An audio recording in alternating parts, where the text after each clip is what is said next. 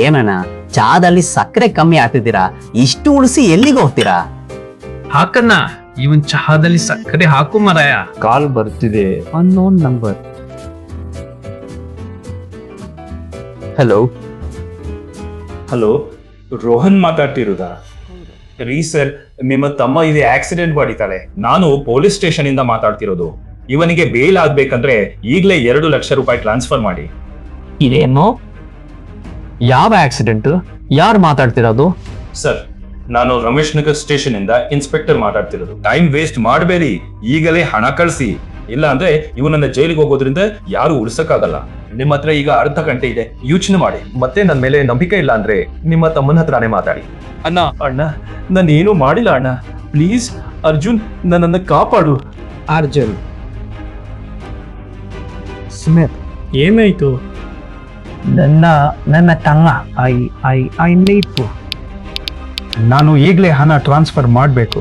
ಒಂದು ನಿಮಿಷ ಮೊದಲು ನಿನ್ ತಮ್ಮನಿಗೆ ಫೋನ್ ಮಾಡು. ಅವನೇ ಕಣೋ ಕಿರ್ಚಾಡ್ತಿದ್ದ. ಅಲ್ಲ, ನನ್ ತಮ್ಮನ್ ಧ್ವನಿ ನನಗೆ ಗುರ್ತು ಸಿಗಲ್ವಾ? ಒಂದು ನಿಮಿಷ, ಅವನಿಗೆ ಕಾಲ್ ಮಾಡು. ಒಂದ್ಸಲ ಕಾಲ್ ನೋಡು.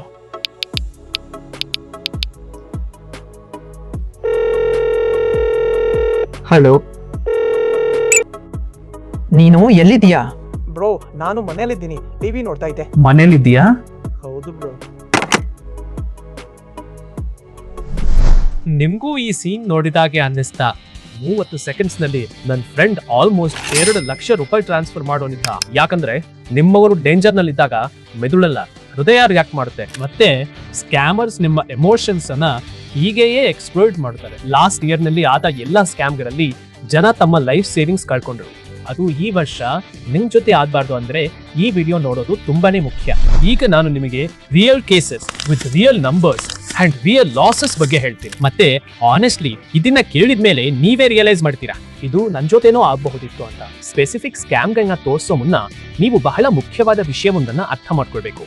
ಈ ಸ್ಕ್ಯಾಮರ್ಸ್ ಟಾರ್ಗೆಟ್ ಮಾಡೋದು ಇಂಥ 3 ಎಮೋಷನ್ಸ್ ಮೇಲೆ. ಮೊದಲನೇದು ಫಿಯರ್ ಅಂದ್ರೆ ಭಯ, ಎರಡನೇದು ಅಂದ್ರೆ ಆತುರ, ಮತ್ತೆ ಮೂರನೇದು ಗ್ರೀಡ್ ಅಂದ್ರೆ ದುರಾಸೆ. ನೀವು ಎದುರಿಸೋ ಪ್ರತಿಯೊಂದು ಸ್ಕ್ಯಾಮ್ ನಲ್ಲೂ ಇವುಗಳಲ್ಲಿ ಕನಿಷ್ಠ ಒಂದಾದ್ರೂ ಟ್ರಿಗರ್ ಆಗೇ ಆಗುತ್ತೆ. ತೀರಾ ಇತ್ತೀಚಿನ ರಿಯಲ್ ಎಕ್ಸಾಂಪಲ್ಸ್ ನ ನಿಮಗೆ ತೋರಿಸ್ತೀನಿ. Emotion number 1, fear, the digital prison. ಮೊದಲನೇ ಮತ್ತು ಅತ್ಯಂತ ಡೇಂಜರಸ್ ಸ್ಕ್ಯಾಮ್ ನಿಂದ ಶುರು ಮಾಡೋಣ. Fear based scam. ಇಂಡಿಯಾದಲ್ಲಿ ಬಹುತೇಕ ಮಿಡಲ್ ಕ್ಲಾಸ್ ಜನ ಕೋರ್ಟ್ ಕಚೇರಿ ಸಹವಾಸ ಬೇಡ ಅಂತ ನಾರ್ಮಲ್ ಲೈಫ್ ಲೀಡ್ ಮಾಡ್ತಾರೆ, ಮತ್ತು ಸ್ಕ್ಯಾಮರ್ಸ್ಗೆ ಇದು ಗೊತ್ತಿರುತ್ತೆ. ಇದು ಕೇಳಿ. ಬೆಂಗಳೂರಿನಲ್ಲಿ ಒಬ್ಬ 57 ವರ್ಷದ ಮಹಿಳೆ ಇದ್ರು. Software engineer, smart, educated. ಗೊತ್ತಾ ಅವ್ರ ಜೊತೆ ಏನಾಯ್ತು ಅಂತ? ಒಂದು ಫೇಕ್ ಕೊರಿಯರ್ ಮೆಸೇಜ್ ಬಂತು, ನಿಮ್ಮ ಪಾರ್ಸೆಲ್ ನಲ್ಲಿ ಇಲ್ಲೀಗಲ್ ಐಟಮ್ ಇದೆ ಅಂತ. ಸಂದೇಶವು ಅಪರಿಚಿತ ಸಂಖ್ಯೆಯಿಂದ ಬಂದಿದ್ರಿಂದ ಅವರು ಅದನ್ನ ಅಷ್ಟಾಗಿ ಗಂಭೀರವಾಗಿ ಪರಿಗಣಿಸಲಿಲ್ಲ. ಆದರೆ ಮರುದಿನ ಅವರಿಗೆ ಒಂದು ವಿಡಿಯೋ ಕರೆ ಬಂತು. ಮುಂಬೈ ಸೈಬರ್ ಪೊಲೀಸರಿಂದ ಸಮವಸ್ತ್ರ, ಬ್ಯಾಡ್ಜ್ ಅಧಿಕೃತವಾಗಿ ಕಾಣುವ ಹಿನ್ನೆಲೆ. ಎಲ್ಲವೂ ಬಹುತೇಕ ನಿಜವೆಂದೇ ಅನಿಸುತ್ತಿತ್ತು. ಮೇಡಮ್, ಮನಿ ಲಾಂಡ್ರಿಂಗ್ ಪ್ರಕರಣದಲ್ಲಿ ನಿಮ್ಮ ಹೆಸರು ಬಂದಿದೆ ಎಂದು ಅವರು ಹೇಳಿದರು. ನೀವು ಡಿಜಿಟಲ್ ಅರೆಸ್ಟ್ ನಲ್ಲಿದ್ದೀರಿ, ನೀವು ಸಹಕರಿಸಬೇಕು, ಇಲ್ಲದಿದ್ರೆ ನಿಮ್ಮ ವಿರುದ್ಧ ತಕ್ಷಣದ ಕಾನೂನು ಕ್ರಮ ಜರುಗಿಸಬಹುದು. ತಕ್ಷಣವೇ ಭಯ ಶುರುವಾಯಿತು. ಜೈಲಿನ ಭಯ, ಮರ್ಯಾದೆ ಹೋಗುವ ಭಯ, ಕುಟುಂಬ, ಸಂಬಂಧಿಕರು ಅಥವಾ ಸಮಾಜಕ್ಕೆ ತಿಳಿಯುವ ಭಯ. 6 ತಿಂಗಳಿಗೂ ಹೆಚ್ಚು ಕಾಲ ಪ್ರತಿದಿನ ವಿಡಿಯೋ ಕರೆಗಳು ಮತ್ತು ತಿಂಗಳುಗಳ ಕಾಲ ನಕಲಿ ನ್ಯಾಯಾಲಯದ ಕಲಾಪಗಳು ನಡೆದವು. ಭಯವನ್ನು ಹುಟ್ಟುಹಾಕಿ ತೀವ್ರ ಮಾನಸಿಕ ಕಿರುಕುಳ. ಮತ್ತು ಇದರಿಂದ ಏನಾಯಿತು? ಸ್ವಲ್ಪ ಪರಿಹಾರ ಪಡೆಯುವ ಭ್ರಮೆಯಲ್ಲಿ 32 ಕೋಟಿ ರೂಪಾಯಿಗಳನ್ನು ಅಪರಿಚಿತ ಖಾತೆಗಳಿಗೆ ವರ್ಗಾಯಿಸಲಾಯಿತು. 187 ವಹಿವಾಟುಗಳು, ಪ್ರತಿಯೊಂದಕ್ಕೂ ಕ್ಲಿಯರೆನ್ಸ್ ಶುಲ್ಕದ ಅಗತ್ಯವಿತ್ತು. ಅವಳು ಮನೆಯಿಂದ ಹೊರಗೆ ಬರಲಿಲ್ಲ, ಯಾರಿಗೂ ಹೇಳದೆ ಸದಾ ಭಯದಲ್ಲಿಯೇ ಬದುಕಿದೆ. ಮತ್ತು ಇವರೇನು ಅನಕ್ಷರಸ್ಥ ಸಂತ್ರಸ್ತೆ ಆಗಿರಲಿಲ್ಲ, ಇವರು ಸಾಫ್ಟ್ವೇರ್ ವೃತ್ತಿಪರರಾಗಿದ್ದು. ಆದ್ರೆ ಭಯವು ಅವರ ಆಲೋಚನಾ ಶಕ್ತಿಯನ್ನ ಸಂಪೂರ್ಣವಾಗಿ ಸ್ಥಗಿತಗೊಳಿಸಿತು. ಅತ್ಯಂತ ವೇಗವಾಗಿ ಭಯವನ್ನ ಹುಟ್ಟುಹಾಕುವ ಇನ್ನೊಂದು ವಿಷಯವೆಂದರೆ ಪರಿಚಿತತೆ. ಇತ್ತೀಚೆಗಂತೂ ನಿಮಗಿಂತ ಹೆಚ್ಚಾಗಿ ಈ ವಂಚಕರು AI ಬಳಸ್ತಾರೆ. AI voice cloning, deep fake ವಿಡಿಯೋಗಳು, ಪ್ರತಿಯೊಂದರ ತಂತ್ರಜ್ಞಾನವೂ ಇವರ ಬಳಿ ಇದೆ. ಮತ್ತು ಅವರು ನಿಮ್ಮ ಅಥವಾ ನಿಮ್ಮ ಕುಟುಂಬದ ವೈಯಕ್ತಿಕ ಡೇಟಾ ಅಥವಾ ಫೋಟೋವನ್ನ ತೆಗೆದುಕೊಂಡು ಅವುಗಳನ್ನ ದುರ್ಬಳಕೆ ಮಾಡಿ ನಿಮ್ಮನ್ನು ಹೆದರಿಸಿ ಬೆದರಿಸಬಹುದು. ಇಂತಹ ಪರಿಸ್ಥಿತಿಗಳಲ್ಲಿ ಕೇವಲ ಒಂದು ವಿಷಯವನ್ನ ನೆನಪಿನಲ್ಲಿಡಿ. ಭಾರತದ ಕಾನೂನಿನಲ್ಲಿ ಡಿಜಿಟಲ್ ಅರೆಸ್ಟ್ ಎಂಬಂಥ ಯಾವುದೇ ವಿಷಯವಿಲ್ಲ. ಅಸ್ಲಿ ಪೊಲೀಸ್ ಅಥವಾ CBI ವಿಡಿಯೋ ಕರೆಯಲ್ಲಿ ನಿಮ್ಮ ಬ್ಯಾಂಕ್ ವಿವರ ಅಥವಾ ಹಣ ಕೇಳಲ್ಲ. ಮತ್ತು ಈ ಕರೆಗಳಲ್ಲಿ ನಿಮಗೆ ಯಾವುದಾದರೂ ಪರಿಚಿತ ಧ್ವನಿ ಅಥವಾ ವಿಡಿಯೋ ಕಂಡು ಬಂದರೆ ಭಯದಿಂದ ಸ್ತಬ್ಧರಾಗಬೇಡಿ. ಬರೀ 1 ಸೆಕೆಂಡ್ ನಿಂತು ಇವು ಅದೇ ರೀತಿಯ ರೆಡ್ ಫ್ಲಾಗ್ಸ್ ಹೌದಾ ಅಂತ ಚೆಕ್ ಮಾಡ್ಕೊಳ್ಳಿ. ನೀವೀಗಷ್ಟೇ ಸ್ಟೋರಿಯಲ್ಲಿ ನೋಡಿದ್ರೋ ಇಲ್ವೋ ಅಂತ. ಮುಂದಿನದ್ದು ಹೇಸ್ಟ್ ಬೇಸ್ಡ್ ಸ್ಕ್ಯಾಮ್. ಒಂದು ಫಾಲ್ಸ್ ಅರ್ಜೆನ್ಸಿ ಕ್ರಿಯೇಟ್ ಮಾಡೋದು. ಇದು ಎಮರ್ಜೆನ್ಸಿ ಅಂತ ನಿಮ್ಗೆ ನಂಬಿಸೋದು ಮತ್ತು ಬೇಗ ಆಕ್ಟ್ ಮಾಡದೇ ಇದ್ರೆ ನಿಮ್ಗೆ ಅಥವಾ ನಿಮ್ಮವರಿಗೆ ದೊಡ್ಡ ನಷ್ಟ ಆಗುತ್ತೆ. ಆಕ್ಟ್ ಮಾಡೋಕೆ ಮುನ್ನ ಯೋಚನೆ ಮಾಡೋಕೆ ಟೈಮ್ ಇಲ್ಲ ಅಂತ ನಿಮಗೆ ನೇರವಾಗಿ ಹೇಳ್ತಾರೆ. ಪುಣೆಯಲ್ಲಿ ಒಬ್ಬ 34 ವರ್ಷದ ಸಾಫ್ಟ್ವೇರ್ ಇಂಜಿನಿಯರ್ ಇದ್ಲು. ಅವಳು ಒಂದು ಡ್ಯಾಮೇಜ್ ಪ್ರಾಡಕ್ಟ್ ರಿಫಂಡ್ ಮಾಡಿಸ್ಬೇಕಿತ್ತು. ಅವಳು ಆನ್ಲೈನ್ ಶಾಪಿಂಗ್ ಬ್ರ್ಯಾಂಡಿನ ಕಸ್ಟಮರ್ ಕೇರ್ ನಂಬರ್ ಹುಡುಕಿದ್ರು. ಕಾಲ್ ಮಾಡಿ ಅವಳು ಪ್ರಾಬ್ಲಮ್ ಹೇಳಿದ ತಕ್ಷಣ ಅವಳಿಗೆ ಹೇಳಿದ್ರು, ಮ್ಯಾಮ್ ನಿಮ್ಮ ಡ್ಯಾಮೇಜ್ ಪ್ರಾಡಕ್ಟ್ ಪಿಕಪ್ ಆಗಿದೆ, ಆದರೆ ನೀವು ನಮ್ಮ ಪ್ಲಾಟ್ಫಾರ್ಮ್ನಲ್ಲಿ ನಿಮ್ಮ ಡೀಟೇಲ್ಸ್ ವೆರಿಫೈ ಮಾಡಿಲ್ಲ. ಇವತ್ತು ರೀಫಂಡ್ ಪ್ರಾಸೆಸ್ ಮಾಡೋಕೆ ಲಾಸ್ಟ್ ಡೇ ಆಗಿದೆ. ಇನ್ಸ್ಟಂಟ್ ವೆರಿಫಿಕೇಶನ್ಗಾಗಿ ಈ ಆ್ಯಪ್ ಡೌನ್ಲೋಡ್ ಮಾಡಿ. ಇಷ್ಟು ಹೇಳಿ ಅವನು ಅರ್ಜೆನ್ಸಿ ಮೋಡ್ ಆಕ್ಟಿವೇಟ್ ಮಾಡಿದ. ರಿಫಂಡ್ ಬೇಕು ಅಂದರೆ ಇದನ್ನ ಬೇಗ ಮಾಡಿ. 30 ಸೆಕೆಂಡ್ನಲ್ಲಿ ಆ್ಯಪ್ ಡೌನ್ಲೋಡ್ ಆಯಿತು. ಇನ್ಸ್ಟಾಲೇಷನ್ಗೆ ಪ್ರತಿ ಡಿವೈಸ್ ಕೆಲವು ಪರ್ಮಿಷನ್ಸ್ ಕೇಳ್ತು. ಅವಸರದಲ್ಲಿ ಏನು ನೋಡದೆ ಎಲ್ಲದಕ್ಕೂ ಅಲೋ ಮಾಡಿದ್ಲು. ಆಮೇಲೆ ಏನಾಯ್ತು ಗೊತ್ತಾ? ಆ್ಯಪ್ ಅವಳ ಫೋನನ್ನು ರಿಮೋಟ್ ಆಗಿ ಆಕ್ಸೆಸ್ ಮಾಡ್ತು. ಈಗ ಈ ಆ್ಯಪ್ ಅವಳ ಫೋನಿನ ಎಲ್ಲ ಆಕ್ಟಿವಿಟಿನ ಟ್ರ್ಯಾಕ್ ಮಾಡ್ತಿತ್ತು. ತಕ್ಷಣ ಸ್ಕ್ಯಾಮರ್ಸ್ ಅವಳ ಫೋನಿಗೆ ನೆಟ್ ಬ್ಯಾಂಕಿಂಗ್ ಲಾಗಿನ್ OTP ಕಳಿಸಿದ್ರು. ಆ್ಯಪ್ OTP ರೀಡ್ ಮಾಡ್ತು.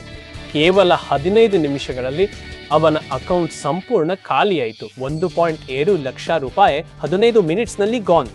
ಸೊ ಇದರಿಂದ ಬಚಾವಾಗೋಕೆ ಯಾವತ್ತೂ ಅವಸರದಲ್ಲಿ ಅಂತ ಸ್ಟೆಪ್ಸ್ ತಗೋಬೇಡಿ. ಯಾವ ಆ್ಯಪ್ ಡೌನ್ಲೋಡ್ ಮಾಡ್ತಾ ಇದ್ದೀರಾ ಅಂತ ಯಾವಾಗಲೂ ವೆರಿಫೈ ಮಾಡಿ ಮತ್ತು ಯಾವತ್ತೂ ಎಕ್ಸ್ಟ್ರಾ ಪರ್ಮಿಷನ್ ಕೊಟ್ಟು ಯಾವುದೇ ಆ್ಯಪ್ ಡೌನ್ಲೋಡ್ ಮಾಡಬೇಡಿ. ಈಗ 3ನೇ ತರಹದ ಸ್ಕ್ಯಾಮ್ಗೆ ಬರೋಣ. ಇದು ನಿಮ್ಮ ದುರಾಸೆನ ಟಾರ್ಗೆಟ್ ಮಾಡುತ್ತೆ. ಈ ಸ್ಕ್ಯಾಮ್ ಎಲ್ಲದಕ್ಕಿಂತ ಹೆಚ್ಚು ಕಾಲ ನಡೆಯುತ್ತೆ. ಯಾಕಂದ್ರೆ ಇದರಲ್ಲಿ ಸ್ಕ್ಯಾಮರ್ಸ್ ನಿಮಗೆ ಸಣ್ಣ ಸಣ್ಣ ಲಾಭದ ಆಸೆ ತೋರಿಸಿ ದೊಡ್ಡ ಮೋಸದ ಬಲೆಗೆ ಬೀಳಿಸ್ತಾರೆ ಮತ್ತು ನೀವು ಯಾವುದಾದರೂ ಸ್ಕ್ಯಾಮ್ಗೆ ಬಲಿಯಾಗಿದ್ದೀರಿ ಎಂದು ನಿಮಗೆ ತಿಳಿಯುವಷ್ಟರಲ್ಲಿ ನೀವು ಅದರಲ್ಲಿ ಕೆಟ್ಟದಾಗಿ ಸಿಲುಕೊಂಡಿರ್ತೀರಿ. ಮುಂಬೈನ ಒಂದು ಕೇಸ್ ಕೇಳಿ. ಸುಮಾರು 81 ವರ್ಷದ ಅಂಕಲ್ ಬಗ್ಗೆ. ಫೇಸ್ಬುಕ್ನಲ್ಲಿ ಅವರಿಗೆ ಲೀಲಾ ಗುಪ್ತಾ ಎಂಬುವವರಿಂದ ಒಂದು ಫ್ರೆಂಡ್ ರಿಕ್ವೆಸ್ಟ್ ಬಂತು. ಸ್ನೇಹಪರ ಕ್ಯಾಶುವಲ್ ಮಾತುಗಳು ಶುರುವಾದವು. ಮೊದಲು ಮೆಸೆಂಜರ್, ಆಮೇಲೆ ವಾಟ್ಸ್ಆ್ಯಪ್ನಲ್ಲಿ. ನಂತರ ಆಕೆ ಅವರಿಗೆ ಒಂದು ಕ್ರಿಪ್ಟೋ ಕರೆನ್ಸಿ ಪ್ಲಾಟ್ಫಾರ್ಮ್ ಪರಿಚಯಿಸಿದರು. $US ಇನ್ವೆಸ್ಟ್ ಮಾಡಿ ತುಂಬಾ ಹೈ ಪ್ರಾಫಿಟ್ ಸಿಗುತ್ತೆ ಅಂತ ಅವಳು ಹೇಳಿದ್ಲು. ನಿಧಾನವಾಗಿ ಆಕೆ ಅವರ ನಂಬಿಕೆ ಗಳಿಸಿದಳು ಮತ್ತು ದುರಾಸೆಯನ್ನು ಹುಟ್ಟು ಹಾಕಿದಳು. 81ನೇ ವಯಸ್ಸಿನಲ್ಲಿ ಎಕ್ಸ್ಟ್ರಾ ಇನ್ಕಮ್ ಯಾರಿಗೆ ಬೇಡ? ಆಕೆ ಅವರಿಗೆ ಒಂದು ಟ್ರೇಡಿಂಗ್ ಪ್ಲಾಟ್ಫಾರ್ಮ್ ಲಿಂಕ್ ಕಳುಹಿಸಿ ಅವರ ಅಕೌಂಟ್ ಕ್ರಿಯೇಟ್ ಮಾಡಿಸಿದಳು. ನಂತರ ಜೂನ್ ಮತ್ತು ಆಗಸ್ಟ್ ಮಧ್ಯೆ ಅವರ ಮಾತಿನಂತೆ ಕಂತುಗಳಲ್ಲಿ 40,000, 1 ಲಕ್ಷ, 13 ಲಕ್ಷ ರೂಪಾಯಿಯನ್ನು ವಿವಿಧ ಖಾತೆಗಳಿಗೆ ಜಮೆ ಮಾಡಿದರು. ಪ್ಲಾಟ್ಫಾರ್ಮ್ $2,76,000 ಬ್ಯಾಲೆನ್ಸ್ ತೋರಿಸಿತು. ಪ್ರಾಫಿಟ್ಸ್ ಕ್ಲಿಯರ್ ಆಗಿ ಕಾಣ್ತಿತ್ತು. ಖುಷಿಯಿಂದ $75,000 ಡ್ರಾ ಮಾಡಲು ಯತ್ನಿಸಿದರು. ತಕ್ಷಣ ಅವರ ರಿಕ್ವೆಸ್ಟ್ ರಿಜೆಕ್ಟ್ ಆಯಿತು. ಸಪೋರ್ಟ್ ಟೀಮ್ ಇಂದ ಮೆಸೇಜ್ ಬಂತು, ಟೋಟಲ್ ಬ್ಯಾಲೆನ್ಸ್ ನ 30% ರಿಸ್ಕ್ ಅಸೆಸ್ಮೆಂಟ್ ಸೆಕ್ಯೂರಿಟಿ ಫೀ ಆಗಿ ಡೆಪಾಸಿಟ್ ಮಾಡಿ ಅಂತ. ತಮ್ಮ ಎಕ್ಸಿಸ್ಟಿಂಗ್ ಪ್ರಾಫಿಟ್ ಕ್ಲೇಮ್ ಮಾಡಲು ಅವರಿಂದ 30 ಲಕ್ಷ ರೂಪಾಯಿ ಕೇಳಿದರು. ಇದು ನಾರ್ಮಲ್ ಅಂತ ಲೀಲಾ ಅಂಕಲ್ ನ ಕನ್ವಿನ್ಸ್ ಮಾಡಿದ್ಲು. ಅವರು ಹಿಂಜರಿದಾಗ ಆಕೆ ಅವರನ್ನ ಕನ್ವಿನ್ಸ್ ಮಾಡಿದ್ಲು. 10 ಲಕ್ಷಕ್ಕೆ ಅವರು ಮತ್ತೆ 8 ಲಕ್ಷ ಕೇಳಿದ್ರು. ಅವರು ನಿರಾಕರಿಸಿದ್ರು. 40 ಲಕ್ಷ ರೂಪಾಯಿ ರೀಫಂಡ್ ಪ್ರಾಮಿಸ್ ಮಾಡಿ ಆಕೆ ಮತ್ತೆ ಕನ್ವಿನ್ಸ್ ಮಾಡಿದ್ಲು. ಆದ್ರೆ ಅದು ಎಂದಿಗೂ ಬರಲಿಲ್ಲ. ತಮ್ಮನ್ನ ಸ್ಕ್ಯಾಮ್ ಮಾಡ್ಲಾಗ್ತಿದೆ ಅಂತ ಅವರಿಗೆ ರಿಯಲೈಸ್ ಆಗುವಷ್ಟರಲ್ಲಿ 86.9 ಲಕ್ಷ ರೂಪಾಯಿ ಹೋಗಿತ್ತು. ಆ ಮಹಿಳೆ ಫೇಕ್ ಪ್ರೊಫೈಲ್, ಆ ಪ್ಲಾಟ್ಫಾರ್ಮ್ ಫೇಕ್, ಪ್ರಾಫಿಟ್ಸ್ ಎಲ್ಲವೂ ಫೇಕ್. ಸೈಟ್ ಮಾಯವಾಯಿತು, ವ್ಯಕ್ತಿ ಬ್ಲಾಕ್ ಆದ್ರು, ದುಡ್ಡು ಹೋಯಿತು. ದುರಾಸೆ ಇದನ್ನೇ ಮಾಡೋದು. ನೀವು ಯಾವುದೇ ರೆಡ್ ಫ್ಲಾಗ್ ನೋಡದಂತೆ ಅದು ನಿಮ್ಮನ್ನು ಸಿಕ್ಕಿಸುತ್ತೆ. ಆದರೆ ಅಲ್ಲೇ ನಾವು ಒಂದು ಹೆಜ್ಜೆ ಹಿಂದಿಟ್ಟು ಅದರ ಬಗ್ಗೆ ಯೋಚಿಸಬೇಕು. ಯಾವುದಾದರೂ ನಂಬಲ ಸಾಧ್ಯವಾದಷ್ಟು ಒಳ್ಳೆಯದಾಗಿದ್ರೆ ಬಹುಶಃ ಅದು ನಿಜವಲ್ಲ. ಹಣಕಾಸಿನ ಅಪಾಯಕ್ಕೆ ಮುನ್ನ ಇಂತಹ ವ್ಯಕ್ತಿಗಳು ಮತ್ತು ವೆಬ್ಸೈಟ್ಗಳ ವಿವರಗಳನ್ನ ಖಚಿತಪಡಿಸಿಕೊಳ್ಳಿ. ಸ್ನೇಹ ಮಾಡಿದರೂ ರಿಸ್ಕ್ ಅರ್ಥ ಮಾಡಿಕೊಂಡು ಮಾಡಿ. ಕಳೆದ 6 ವರ್ಷಗಳಲ್ಲಿ ಸೈಬರ್ ಸ್ಕ್ಯಾಮ್ನಿಂದ ಭಾರತ 52,976 ಕೋಟಿ ಕಳೆದುಕೊಂಡಿದೆ. ಅಂದ್ರೆ ನಮ್ಮ ದೇಶದಲ್ಲಿ ಪ್ರತಿ ನಿಮಿಷಕ್ಕೂ ತಮಗೆಂದೂ ಆಗುವುದಿಲ್ಲ ಎಂದುಕೊಂಡಿದ್ದ ಸ್ಕ್ಯಾಮ್ಗೆ ಯಾರಾದ್ರೊಬ್ರು ಹಣ ಕಳ್ಕೊಳ್ತಿದ್ದಾರೆ. ಹಾಗಾದ್ರೆ ಇಂತಹ ಪರಿಸ್ಥಿತಿಯಿಂದ ಪಾರಾಗುವುದು ಹೇಗೆ? ಬನ್ನಿ ಈಗ ಸ್ಕ್ಯಾಮ್ ಮಾರ್ಕೆಟ್ನಲ್ಲಿ ಇತ್ತೀಚೆಗೆ ಏನು ಟ್ರೆಂಡ್ ಆಗ್ತಿದೆ ಅಂತ ತಿಳಿಯೋಣ. ಬನ್ನಿ, ನಾನು ನಿಮ್ಗೆ ನಿಖರವಾಗಿ 5 ಸ್ಕ್ಯಾಮ್ಗಳನ್ನ ಹೇಳ್ತೇನೆ. ಪ್ಯಾಟರ್ನ್ ಅನ್ನು ಗುರುತಿಸಿ ಮತ್ತು ಟ್ರ್ಯಾಪ್ ಅನ್ನು ತಪ್ಪಿಸಿ. ಮೊದಲ scam QR refund trap. Dear customer, ನಿಮ್ಮ ರಿಟರ್ನ್ ಪಾರ್ಸಲ್ ನ 487 ರೂಪಾಯಿ ರಿಫಂಡ್ ಪ್ರೊಸೆಸ್ ಆಗುತ್ತಿದೆ. ರಿಫಂಡ್ ರಿಸೀವ್ ಮಾಡಲು ಈ QR ಕೋಡ್ ಅನ್ನು ಸ್ಕ್ಯಾನ್ ಮಾಡಿ. ಆಪ್ ಲೋಗೋ ಸರಿಯಾಗಿತ್ತು, ಹಣವೂ ಕಡಿಮೆ ಮತ್ತು ನಂಬುವಂತಿತ್ತು.